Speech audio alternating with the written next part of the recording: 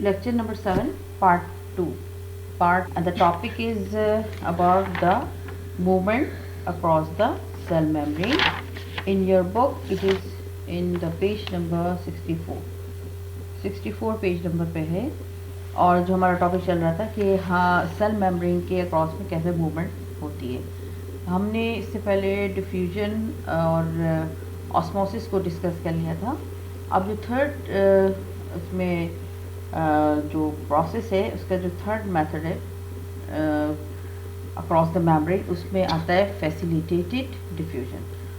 Facilitate का मतलब होता है किसी को सहूलत देना। तो इसमें ये होता है कि एक प्रोटीन होती है जिसको हमको कैरियर प्रोटीन कहते हैं। तो जिस चीज़ को ट्रांसफ़र करना होता है अक्रॉस द मेम्ब्रेन, तो ये प्रोटीन कैरियर प्रोटीन उसको अपने अंदर स्टिक कर लेती है, चिपका लेती है, जिसकी वजह से जो मॉलिक्यूल है जिसको कि ट्रांसफ़र करना होता है अक्रॉस द मेम्ब्रेन, उसका शेप चेंज हो जाता है उस अकॉर्डिंग टू द प्रोटीन के, और वो फिर इजीली एंटर हो जाता है इनटू द सेल मेम्ब्रेन, अंदर सेल मेम्ब्रेन के चला जाता है। यानी प्रोटीन जो है कैरियर प्रोटीन वो फैसिलिटेट कर रहा है उस पार्टिकल को, उस सब्सटेंस को जिसको कि सेल मेम्ब्रेन के अंदर एंट्री चाहिए। ठीक है, तो हम उसको इसी हवाले से कहते हैं फैसिलिटेटेड डिफ्यूजन। डेफिनेशन क्या है?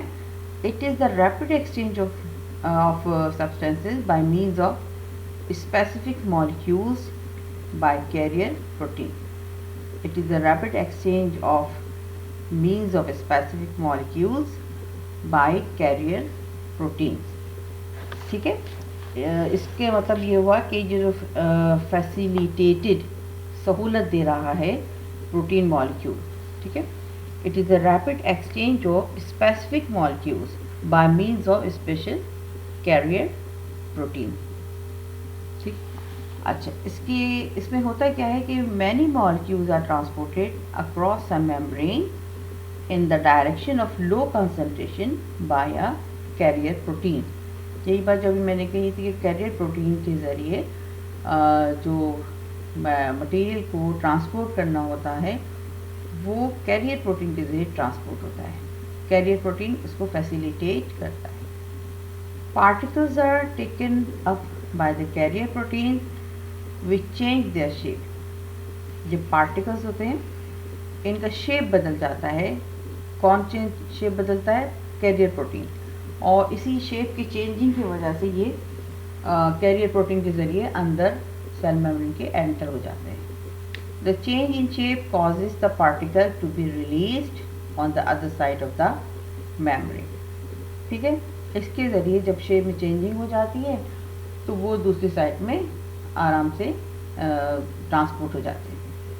तो फैसिलिटेटेड डिफ्यूजन, दोबारा रिपीट कर रही हूँ डेफिनेशन, कि it is the rapid exchange of specific molecule. Means काट दीजिए, एक्सचेंज ऑफ मीन्स यहाँ पे एक्स्ट्रा है, इसको कैंसिल कर दें, of specific molecules by carrier protein.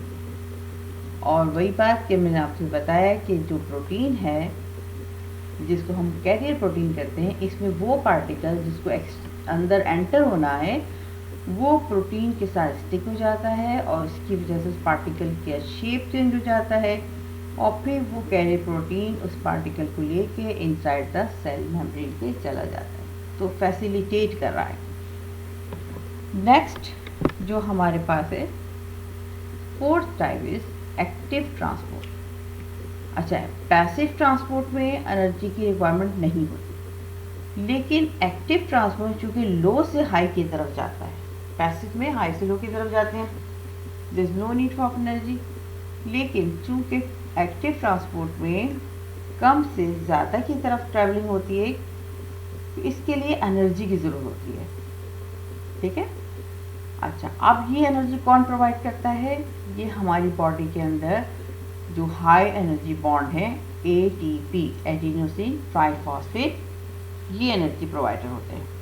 तो अब डेफिनेशन क्या हो गई एक्टिव ट्रांसपोर्ट की? ये it is the movement of substance from lower to higher concentration using energy.